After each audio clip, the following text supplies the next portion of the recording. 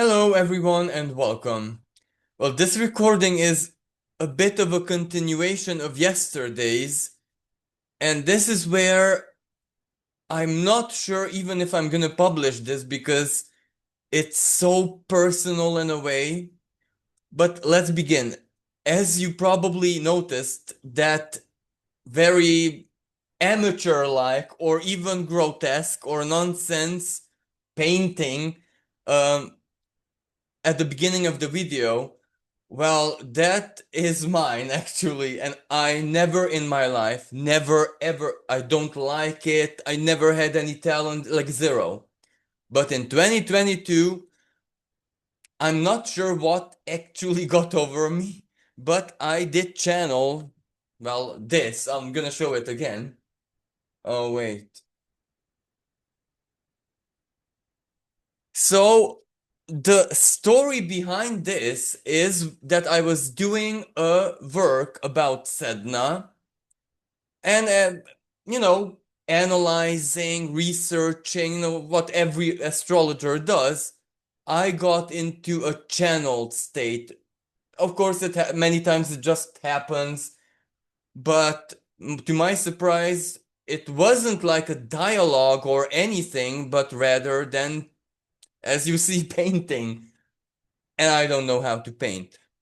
And you know what? At that time, what I could make out of this, whatever it is, was the sea, water, a volcano somewhere arising, and the spirit of Sedna crying tears of blood under a bloody sun from the deep depths of the ocean. Now, I know you heard it probably 10 million times, but again, I must go back to the symbolism of Sedna because it's so very important. I'm not gonna astronomize and all of that in this recording. I'm just gonna put it in a nutshell. Sedna is basically when something happens in life that stops the normal course of events. So the person can either, embrace that in a sense of survival and let whatever that is transform them, give them a new purpose, a new anything, even though that's not the typical, new beginning and resurrection after that stuff of expression, but rather quite, dark and painful because until one can accept what they have to become, basically, and a new way of, looking at the world, looking at the cosmos, looking at the divine, looking at the self, that's very, very hard. That's very, very, very challenging in so very many. Okay, of course, there are certain people who are born expert at this. They have the inner knowledge, the inner mechanisms already put into place, but that doesn't make it emotionally speaking, or it's not even susceptible to the realm of emotion as we understand it, but rather one's, how should I say, perception of the self, but in a truly, in a way, cosmic or very, very extremely profound sense, which goes way deeper than any study of psychology or whatever. That moment when one decides that, yep, I'm gonna continue like this. I'm gonna make something with my situation. Let's examples. With Sedna, let's give the very first example from her myth, from her story. Dolphins, whales, whatever. Well, dolphins and whales were like canine type of creatures. Not dogs, but proto, the common ancestors of dogs, cats, and all of that. So they lived on land. Something happened, right? And they embraced water, knowing that, well, limbs and everything that they used to do in land. But when I say this, I'm not speaking about the creature itself, the whole spirit, the divine matrix, the divine design of that creature. So all of it, well, it accepted the new condition and adapted to it in a way that it's truly the king of the ocean. Regardless if we are speaking about whales, this whale, that whale, dolphin, manatee, or whatever, those are very strongly linked to Sedna's legends because according to the legends, they are her chopped off fingers transformed the element of creation, rejuvenation, mutation, permanent transformation, and repurpose. This is myth. Now, let me tell you a very common example that all of us either went through personally or we know someone or we saw stories about this.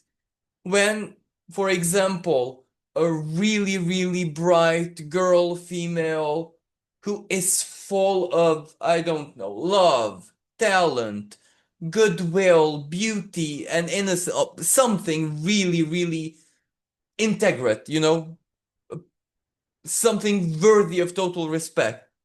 Something happens to her.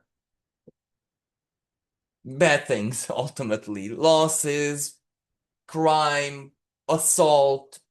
Something changes her forever. Now and this is where we see this out in the world. Some of those souls will embrace, the classic victimhood forever. The whole world will have to lick their wounds till the very end of their lives. Others, it's their super strength now.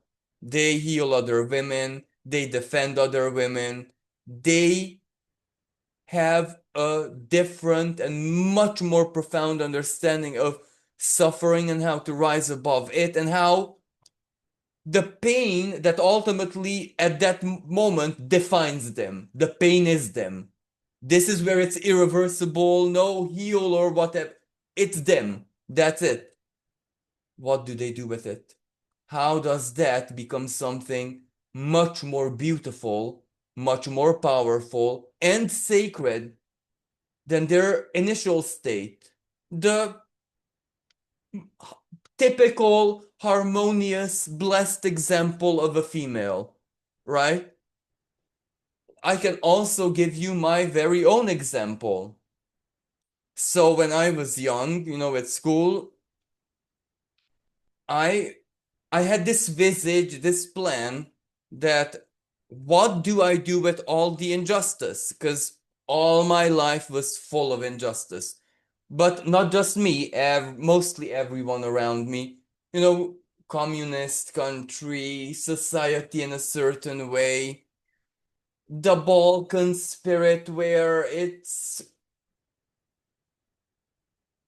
how should I say, morality is enforced when it suits people, when it doesn't suit people, then it's totally, but this is everywhere. It's not, so a lot of injustice. I knew that I was a mystic at heart, and that is all what I wanted to do and be in life. But I knew that I was not gonna be that. It was impossible, especially growing up. Okay, post-communism, but that's worse than communism because it's the period of that very raw and rough transformation when one nation is forced to be American, basically. Because most communist countries, that was the story here. They were forced to live like Westerns, but from one day to the other. This was so bad. This was pure chaos, pure on authenticity. Anyway, so my plan was, well, I need to become a magistrate or a lawyer or a fighter for justice. So I dedicated my time and my very, very, very limited resources to study. And I loved it. You can imagine, in the art of interpretation is the same in law as in astrology, you just interpret it. So I was very good and very passionate. But of course, the moment I exited, it very quickly, instantly became clear to me and everyone else, of course, that you're not gonna know. Corruption, nepotism. You needed like hundreds of thousands of euros back in 2008 for a poor person. Like, even I never saw even 10 euros, at that moment. So it became clear to me that it was impossible. So everything crashed, everything collapsed. Life stopped. My soul stopped. Magic stopped. Mysticism stopped because I was dead. What was I to do now? So I had to accept that in order to move on. I had to accept that everything that I believed in, worked for, the plan, my basically identity was gone there and then. However, the effort wasn't futile because the art of interpretation, the intelligence, the charisma, the charm, psychology basically within law, because in law school you learn a lot of the real psychology, really, you know what I mean. So I had to move on. I had to accept that, well, my life is gonna be very, very different, and I'm not gonna be fighting anyone or anything directly. So the only path was to just hide, as in whatever, the smallest possible job, the lowest possible job, so that no one detects one's intelligence. Because around in that period, there was this, we're speaking about 2008, 2009, the aggressive talent hunt. Everyone who had a bit of intuition and instinct says, I'm not your talent, leave me alone. So, however, my willingness to serve, my willingness to still contribute to justice and fairness remained the same. And I found ways. The small people, random people on the street. I don't know what to do. I need help. Someone stole my home. My husband is terrorizing me. I can't divorce because the police don't help me. That's where, you can imagine, I've done all that I should have done in a classical career-wise way. And it was so I hate that I had to use my own sorry example, but Sedna and me, I'm everyone listening to this, because all of us had this in life. For example, a divorce. Your life was totally centered in full security around your family or relationship because it was that strong and powerful. Something happened, permanent change, and you needed to adapt to it. So, or an illness or a disability. Sedna's example, it changes us. So now that we understand how Sedna came into this picture in 2022, again, I must choose. She said that I'm only gonna understand what this means when she'll awaken. And let me show you her exact awakening on the chart. Sedna conjunct Uranus. Uranus is the planet of awakening. Uranus is the planet of awareness. And Uranus, Earth, the earthquake, the volcano that followed, the tsunami, Sedna, and one of the most powerful, the deep earthquakes, that's Sedna. It's almost like Sedna, I hear, look, humanity, I'm here. But let us not understand Sedna as a planetoid.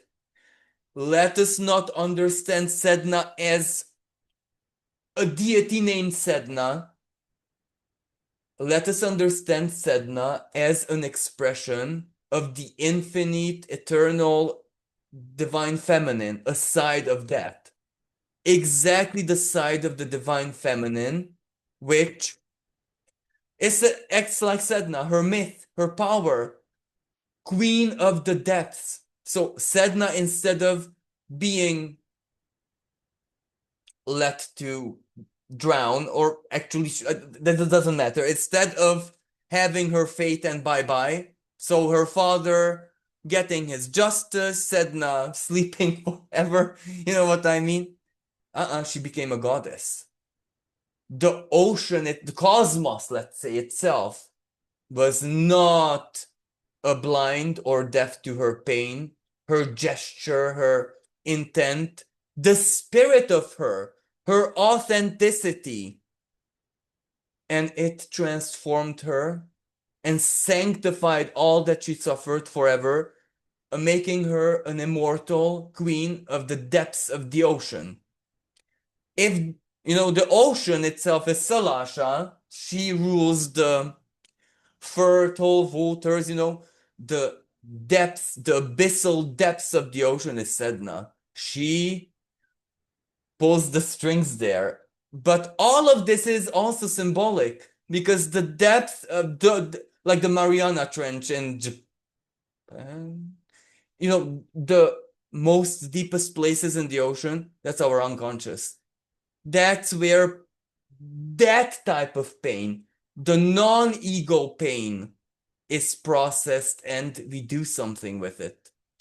So Sedna's awakening, we actually saw Sedna's awakening in real life, but we are also seeing Sedna's awakening because she's trining Pluto with Uranus. This is so important. Pluto in Aquarius, politics. Secrets are arising. You can't, no matter what they do, and this is where I'm not talking about one politician, it's absolutely everywhere in every single country. You can't hide, you can't cover up, you can't threaten, you can't bribe, you can't, it's done. And this is where it's not just one politician.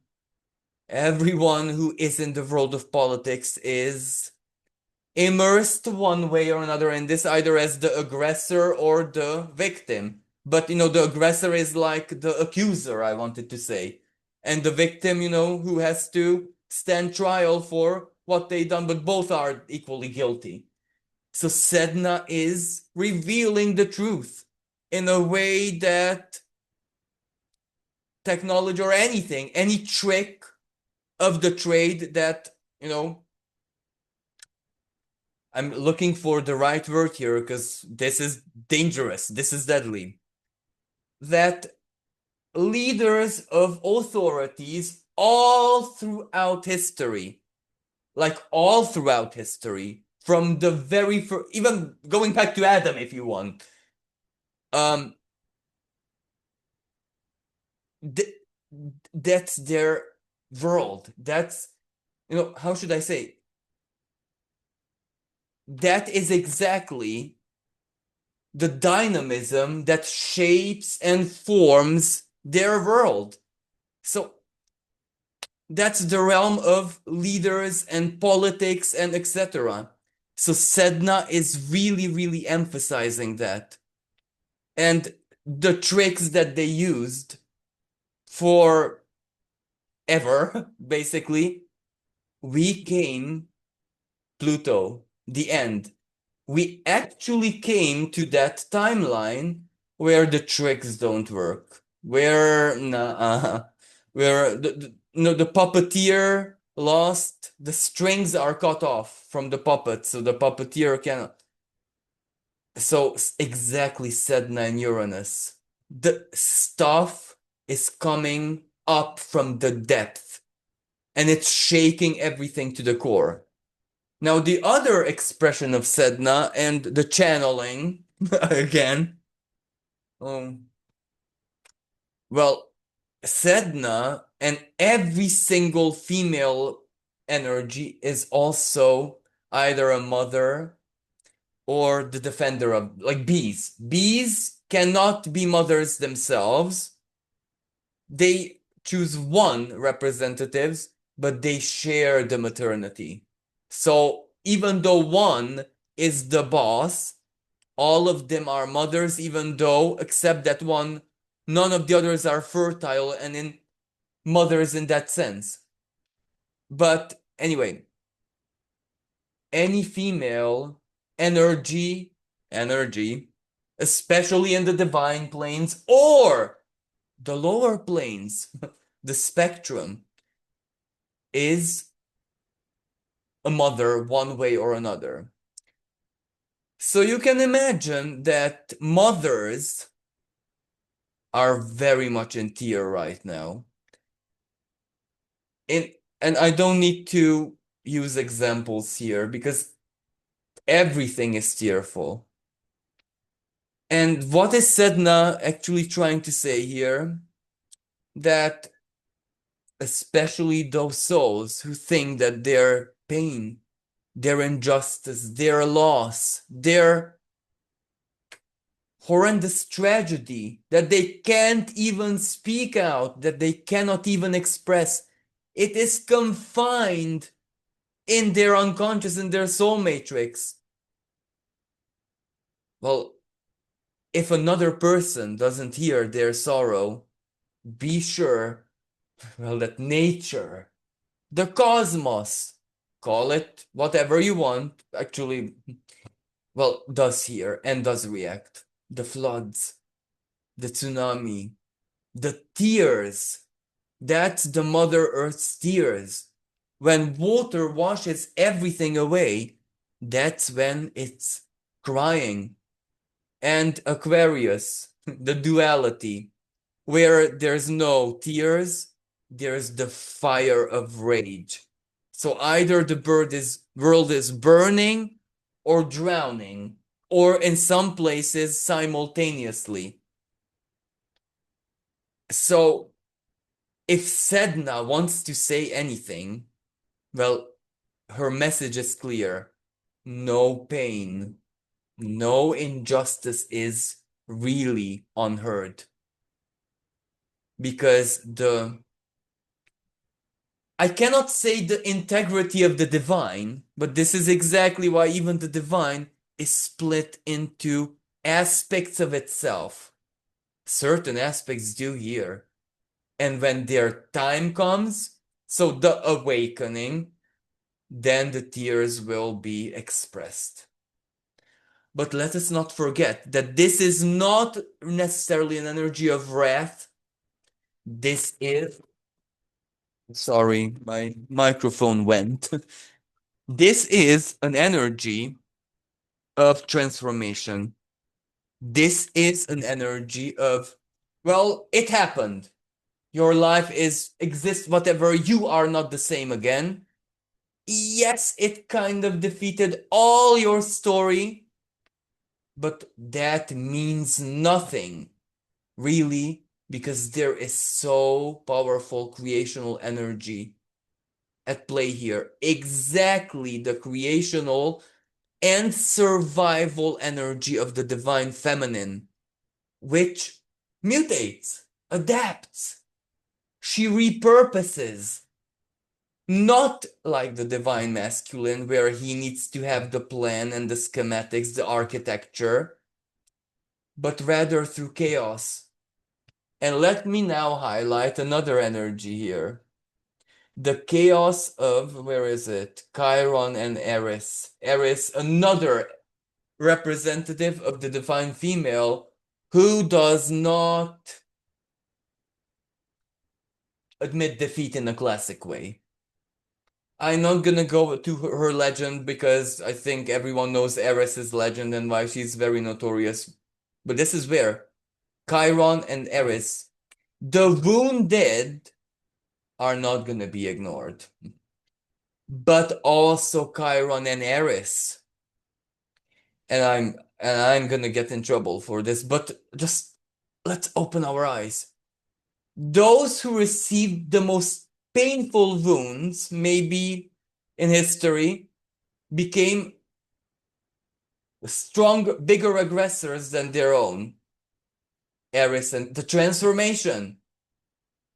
You, we can't judge the polarity, the transformation. And Ceres.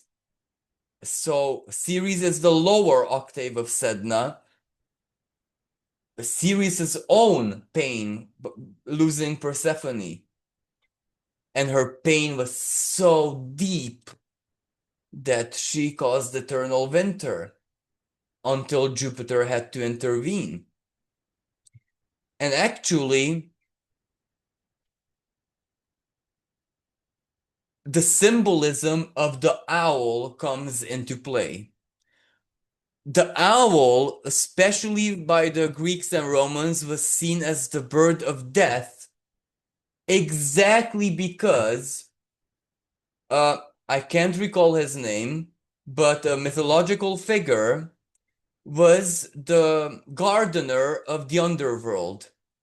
And it was exactly him who reported that Persephone consumed pomegranate seeds in the Garden of the Dead. And for his, well, ultimately it's not treachery because he was doing his job. Pluto, right? Pluto's guy, right?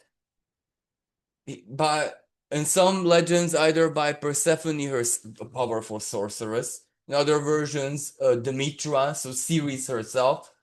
Or in other versions, Apollo. Anyway, he was transformed into an owl, forever having to watch the gardens. So that's why the owl in some cultures is seen as the bird of death, while in other cultures, the bird of Nyx, infinite, divine, the eyes of the night that sees anything. Because above the gods was Nyx, a mother herself. And she very rarely intervened because she knew that the play of the world has to unfold, even the play of the gods. But when things became infinitely serious, well, only Nyx had a little slight authority over her own daughters, the Fates, or over her husband, Darkness, or over her other creation, Morpheus. No one else could reason with them, and even Zeus himself never had one contradictory word with Nyx. That's how much he either respected or feared her. So Eris, Eris's symbol is where the divine feminine is not gonna be ignorant. Just that she chooses her own timing and her own ways because she works with chaos.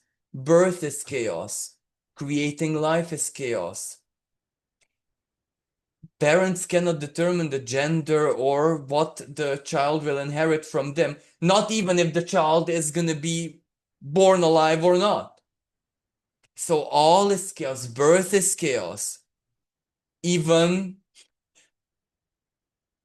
making the child in a way is chaos, right? Because it just happens. You don't have to plan what you're gonna do when you're gonna do it. When they do have the plan, usually that child becomes a servant of the whatever sky, earth, purpose, whatever. That's more like a golem, a flesh golem than anyway. But let's move on. Because the divine feminine is supported. Well, on one hand, Uranus. Uranus is actually the god of the sky. Uranus is that ancient masculine creative force that invaded the earthly. So, a very strong symbol for the divine masculine, but especially his raw form, where no real morality, no real emotion, but only sheer information. That doesn't make him evil. That just makes him incomplete without the divine feminine, right? Because it is the divine feminine that needs to teach him the art of emotional intelligence. So Sedna conjunct Uranus. This Uranus, and this is long-term Uranus, because Uranus will need to move a lot forward until it fully disconjunct Sedna. So that means years. So 2026, 2027, even 2028 is definitely a conjunction year when Sedna is teaching Uranus of certain things, because Uranus, as I said, planet of truth. If Uranus needs to reveal, shoot up the secrets of the depths, well, of course he needs Sedna, the keeper, the guardian of the depths. So why does this matter? If another astrologer would listen to me, they would either laugh or report my channel that I'm a how do you say that? A charlatan astrologer, because alchemically, Ptolemically, or call it however you want, Uranus is zero emotion, the opposite of emotion. But what if temporarily he gets to master it? He gets to rule it. You know, and how does this play out?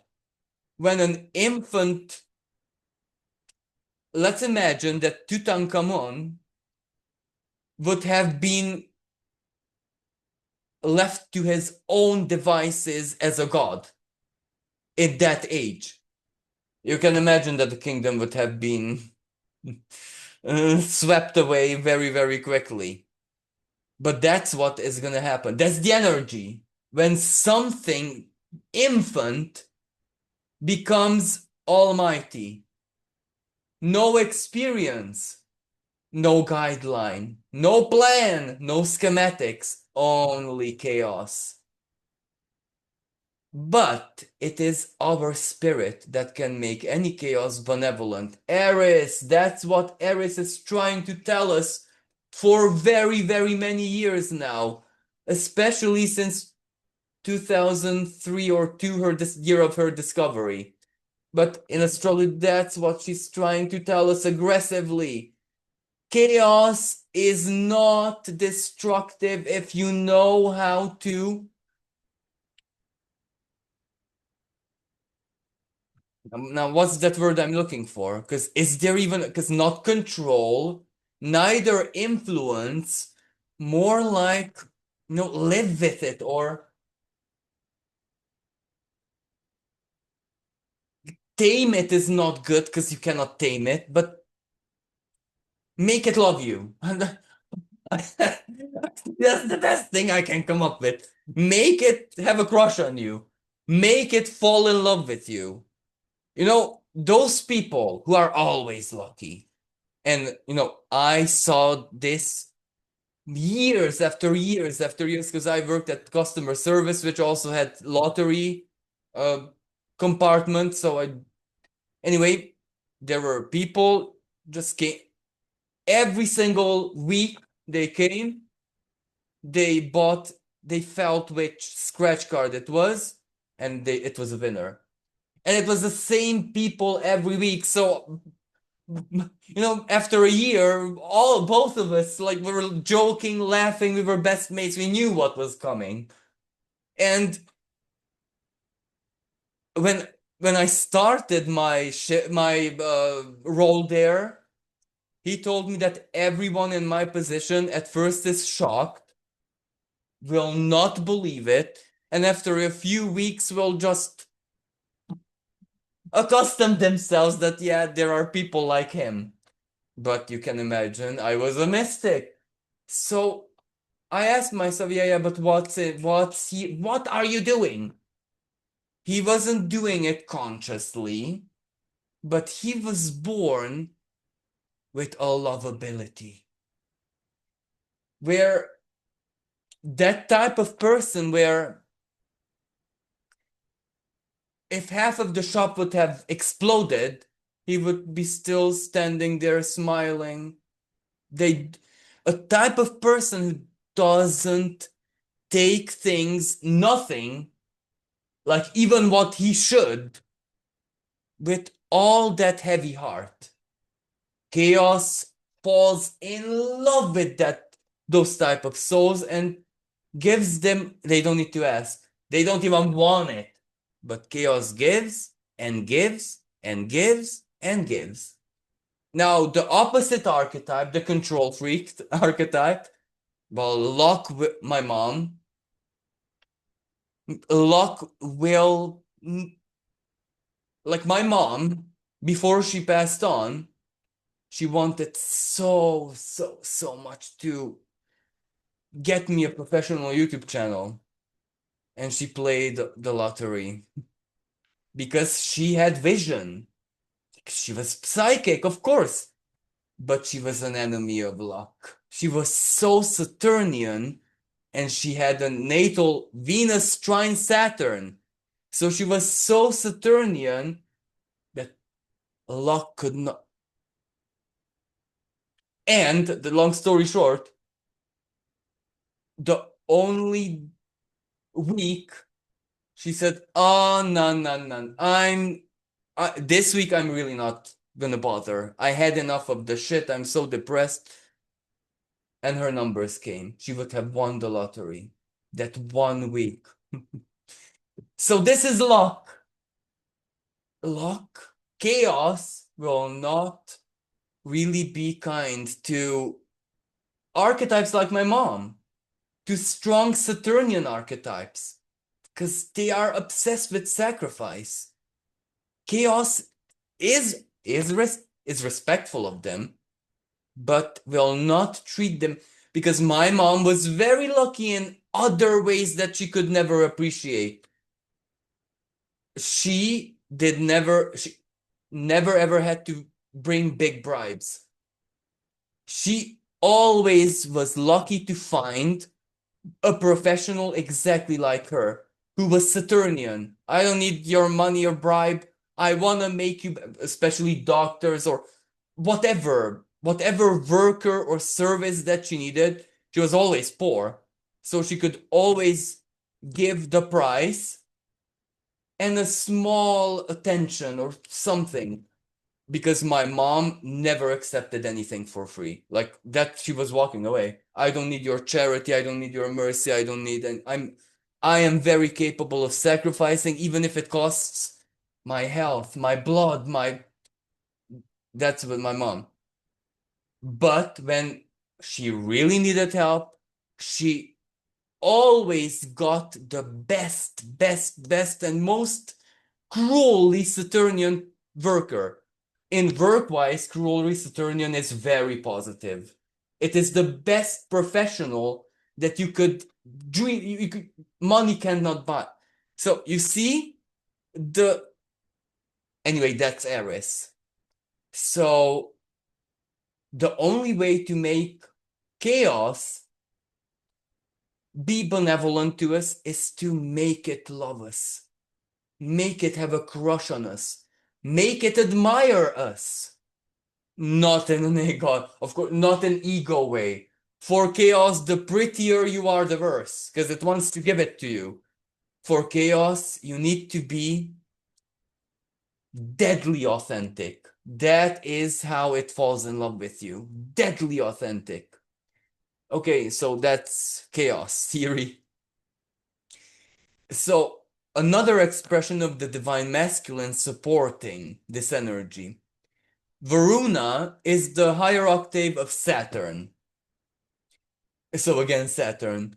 but it is of cosmic balance, justice, righteousness. So it doesn't really deal with the earthly, it deals with the whole cosm and multiverse and whatever. But it's a Saturnian principle because what things can't cosmic forces do? So if something protects borders, dimensional borders, where another universe may not spill into ours, well, that's Varuna. And exactly at the time of the tsunami, and even in the present moment, conjunct Varuna Mercury Sun in Leo. So a burst of the heart. This is where it's almost like the divine is declaring to us your pains, your sorrow, your Leo broken heart, or your abused heart, or your starved heart, well, is not going unseen. I hear you. And I'm learning. But from who? Because Varuna, how could Varuna dish out justice? It couldn't. Because it doesn't know and understand the earthly. And where I'm saying Varuna, don't understand that I'm speaking about an entity, a deity. I'm speaking about a principle, like the inner mechanism, the construct of reality. So Varuna, first of all, conjunct Mercury and Sun in Leo, has to learn the ways of what balance, justice, injustice, crimes, etc., means here on the earthly plane. Varuna, just like all the other trans-Neptunian objects, is with us from the earliest 2000s, so not a very long time. Even less than 20 years in Varuna's case, if I'm not mistaken. So it's learning how to dish, and who's teaching? Eris, Sedna, and I can evoke so many other goddess energies here. But there is another element of the divine masculine that is ultimately coming to aid. Orcus.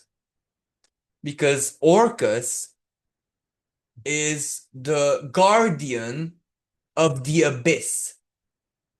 Orcus is which the principle which understand it in a mythological way.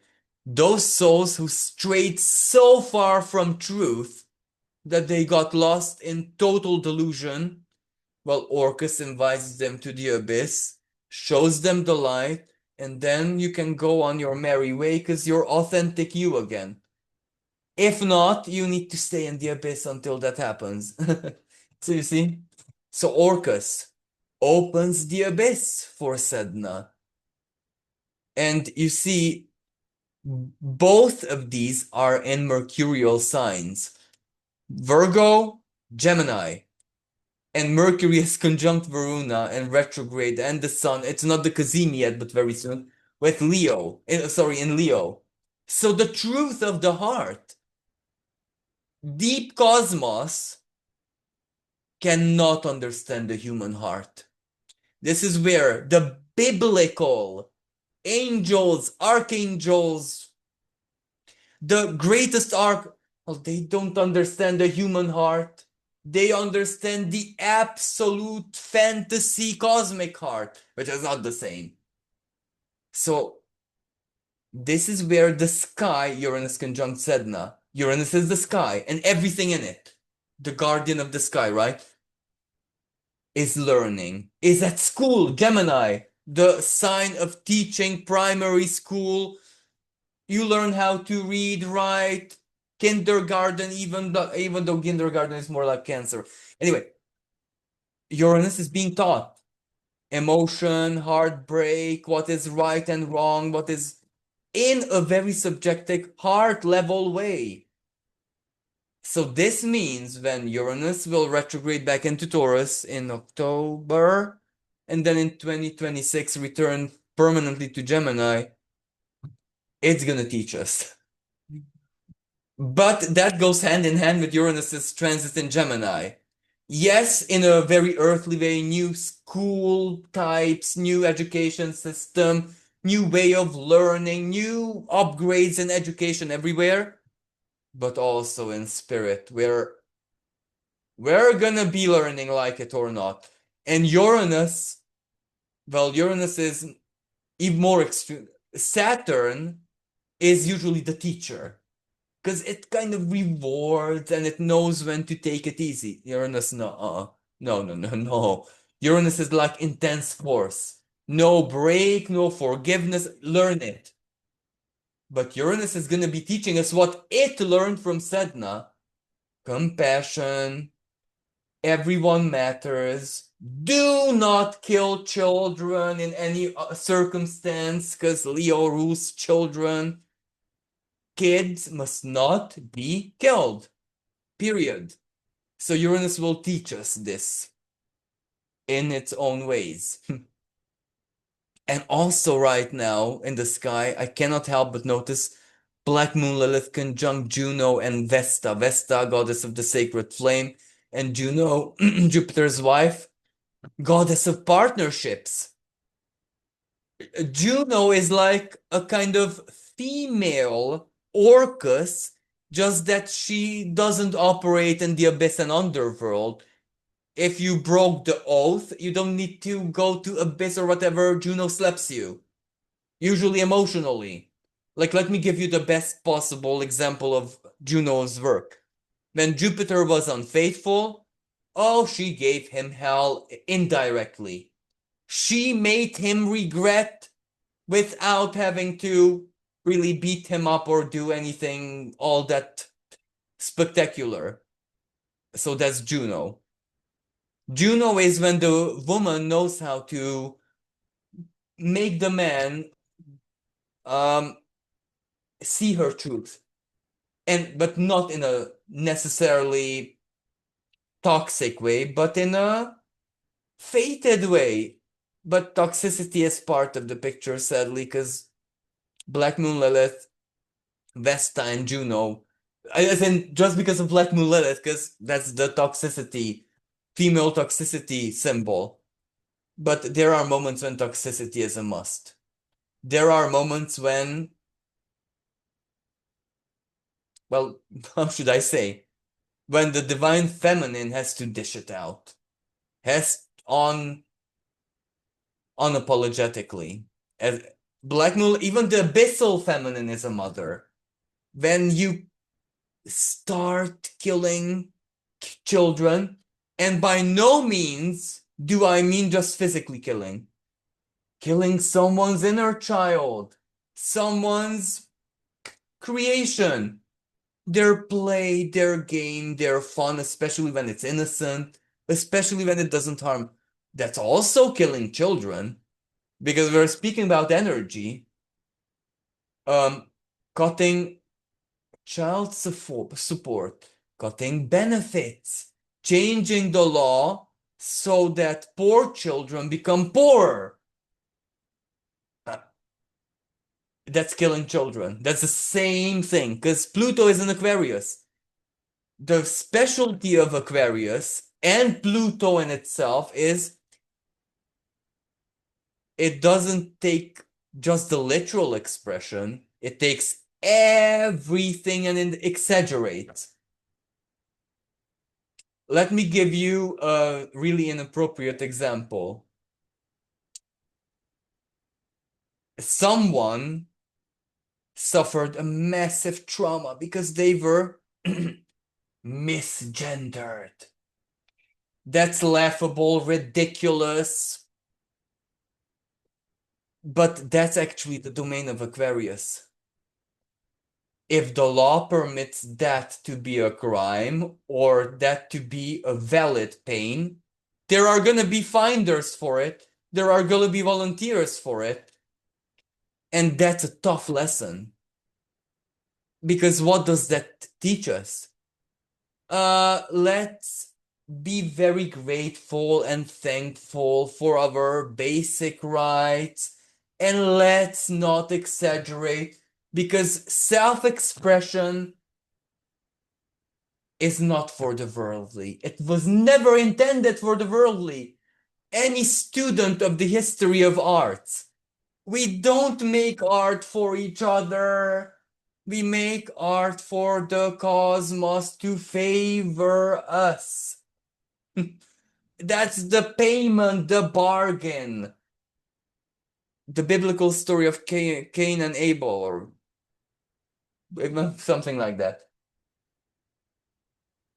It was not about them. It was about the divine. Or Michelangelo, call whatever great artist, but I mean real artist. Real in the sense that they were titans. They did not create for the king. They created for the divine. So we are not creating for each other. We are creating for the divine. And this needs to come back into our lives. Why? Because we get free help.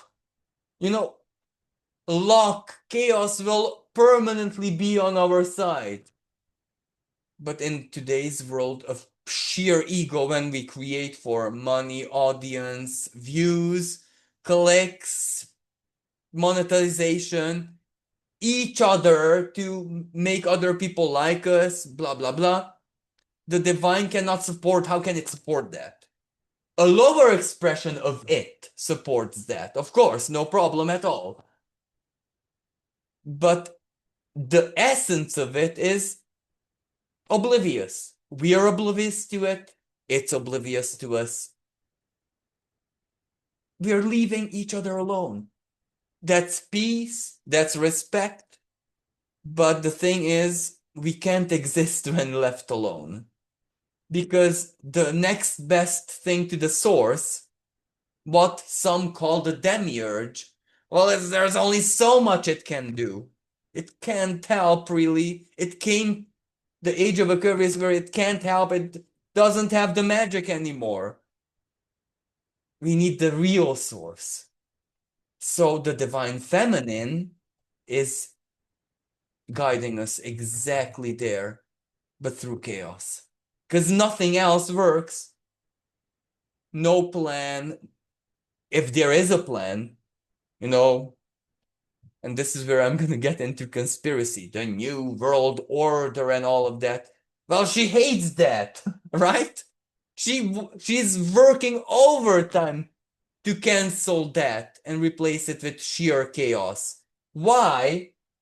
Because they fear chaos. The divine feminine doesn't ever fear. It's her best mate. It's her, the legend of Eris. It's her gold apple. It's her everything. Like Uranus could not defeat Gaia. Quite the contrary. Uranus was in a certain way transformed into a woman. Because, okay, Saturn cut off his balls and threw them into the ocean. Balls, masculinity, off into the ocean, feminine, the unconscious chaos. And from that, Venus, the divine feminine, was born.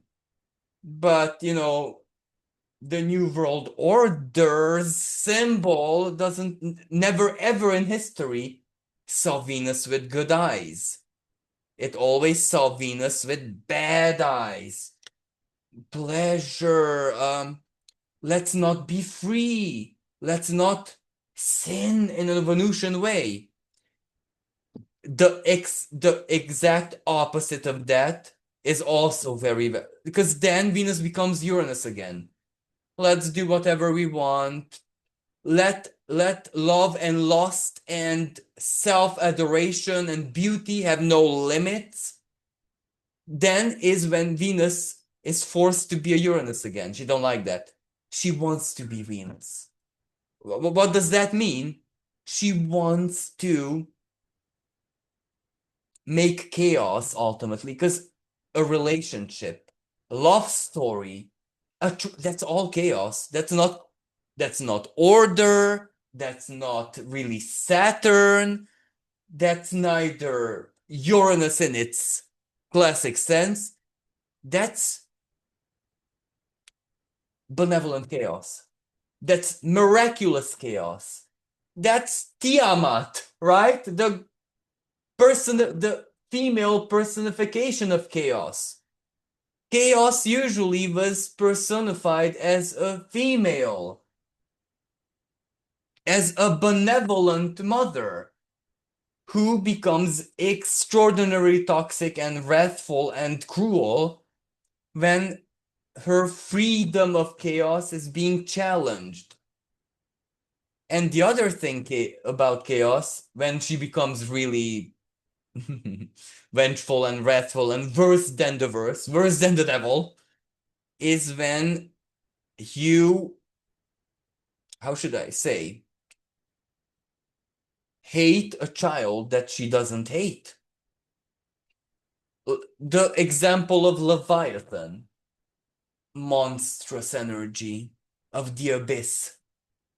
The divine is a massive fan of it, loves it. Whoever dares to not love it,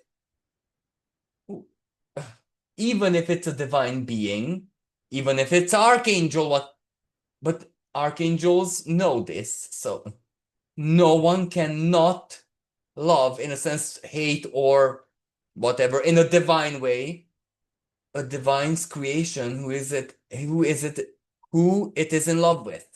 In love with, not in a dirty way, but love, support. I created it and I love it.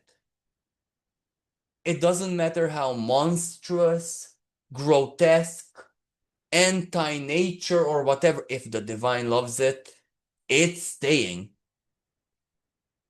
And whoever would challenge that love, why do you love something so monstrous? That's when we get the full wrath of the mother. Because basically chaos is mother to all of us, the body especially. We can argue with the spirit that no, okay, but the body and a good part even of the soul, well, that's definitely born out of chaos. So, you know what I mean? Freedom must be guaranteed. In the detriment where the Great Mother is comfortable with. Because she doesn't like absolute freedom, as I said. She wants everything in good humor, right? So this is what she's going to be teaching us in the next probably 7 years, if not more. I'm speaking about Uranus's transit in the sign of Gemini, because Uranus will be the disher out of that. Astrologers might argue, no, Mercury rules Gemini. But Mercury, how should I say? Doesn't Mercury have his hands full already? We need his higher octave, Uranus.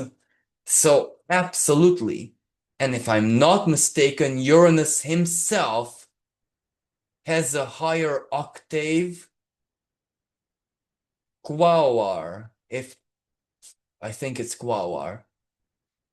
So you see where the octaves, Mercury has to be the beneficiary of what Uranus or Quaoar will dish out. And speaking about Quaoar, he is in the sign of Capricorn, opposing Jupiter. Capricorn, the sign of Saturn, structure, rules, tradition, stability. Let's create. And Quaoar is genderless, but don't understand it in the earthly way, but understand it where it's not split. It is split from source, yet not split. If you understand. So Quaoar is the divine source of song and dance, but where you get the feeling in your soul, in your heart. So that's Quaoar. That's Uranus's highest octave. So you might say, rightfully so, then the whole cosm and multiverse and everything in existence, is it a song? It's a song. It's a story. It's not a prison, it's a song. So like with any song, let's make it harmonious. Let's make it work. So I do believe that this is what Sedna is trying to teach us. I'm so sorry to bore you and to spill all this out like this, but I just couldn't help myself. Thank you so much for listening, and bye for now.